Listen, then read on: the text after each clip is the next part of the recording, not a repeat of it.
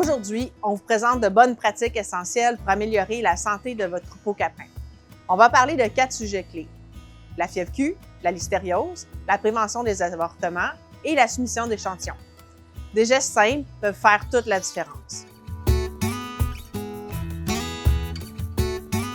La fièvre Q est causée par une bactérie très résistante, Coxiella burnetii. Elle peut survivre pendant des mois dans l'environnement, particulièrement dans la laine et la litière accumulée. Les ruminants, souvent porteurs sans symptômes, peuvent excréter la bactérie dans le placenta, le liquide utérin, les fesses et parfois dans l'urine et le lait. Le plus inquiétant dans tout ça, la transmission à l'humain. Elle se propage principalement par aérosol, notamment lors de la manipulation ou de l'épandage du fumier.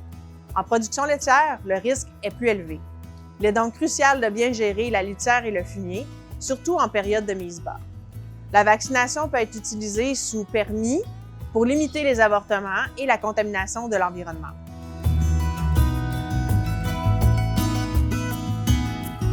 La listériose se transmet principalement par l'ingestion d'ensilage contaminé. Un ensilage de mauvaise qualité, au pH trop élevé ou une herbe coupée trop courte qui entre en contact avec le sol peuvent être des sources de contamination. Cette maladie peut causer des avortements entre 7 et 30 jours après l'exposition. On observe aussi des signes neurologiques comme des tournis, une paralysie faciale ou même la mort subite.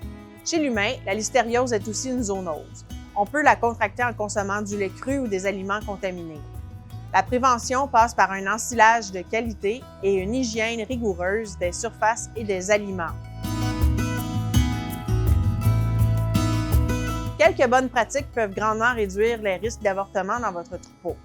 Portez toujours des gants lors de manipulations obstétricales. Éliminez rapidement les placentas et avortons dans 2 sacs de plastique. Ajoutez de la litière en période de mise bas ou lorsqu'un avortement est survenu. Et surtout, faites du dépistage si vous notez des cas répétés.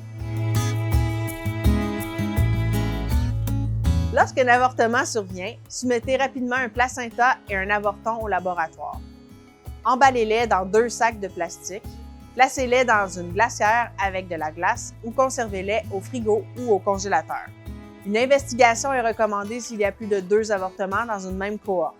En conclusion, une bonne gestion sanitaire passe par des pratiques simples mais rigoureuses. Protégez votre troupeau, votre santé et celle de votre entourage. Merci d'avoir regardé et à bientôt pour d'autres conseils en production caprine.